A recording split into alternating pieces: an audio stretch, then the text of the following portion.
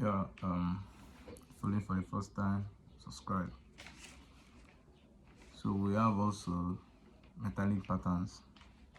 So we talk about, it's a metallic patterns are preferred when the number of castings is in large quantity. So you use metallic pentals to produce your patterns instead of using wood.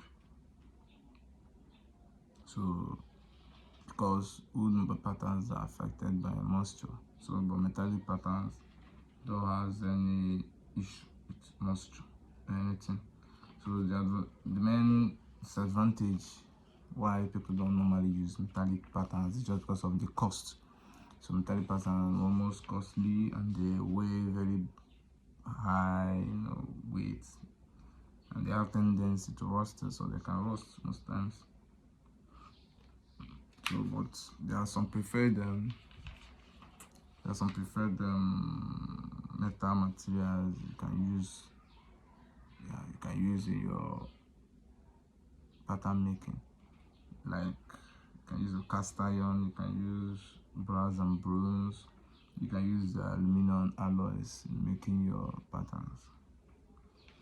So let's see if the best thing you can talk about again here is plastic. So most times use plastic in pattern making also.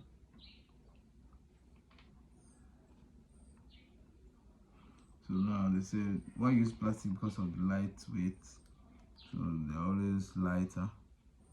Most times you also use wax also in making pattern because of the lightweight also. They're also light in weight. So either of this material you use, there are types of pattern, so patterns are different types. So we have solid pattern, we have pattern that are one piece. So they're called solid because they're just one piece in solid form.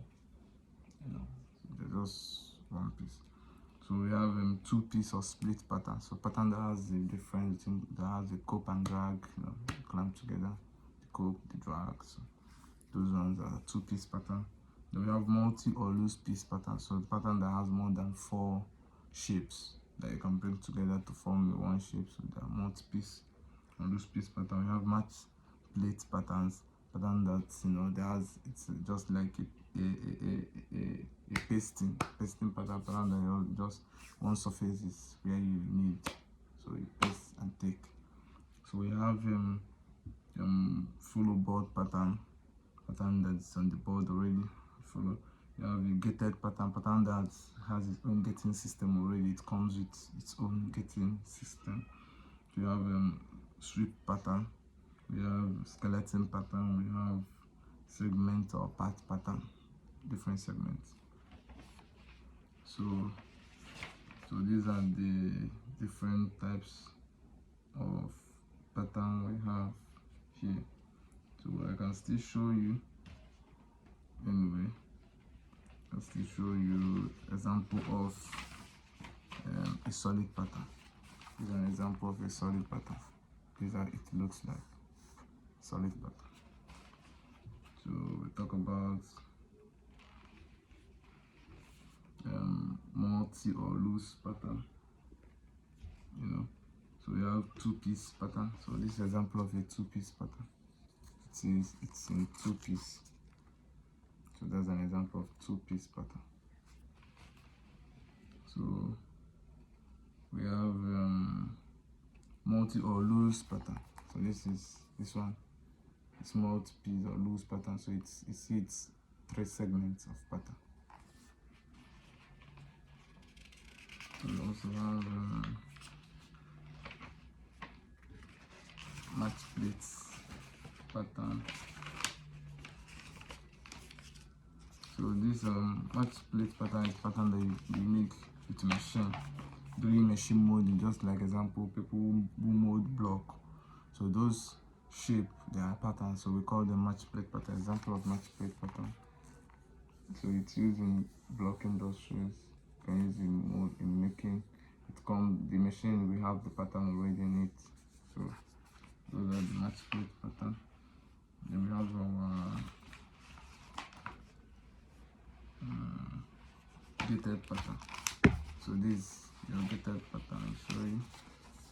This is how a gated pattern look like. It's it. It comes with gating system. So see, it has 3 gates there. So these are the gated pattern. So these are pattern we'll talk about. Then we have skeleton pattern. Skeleton pattern. So this pattern is one I use during figure molding processes.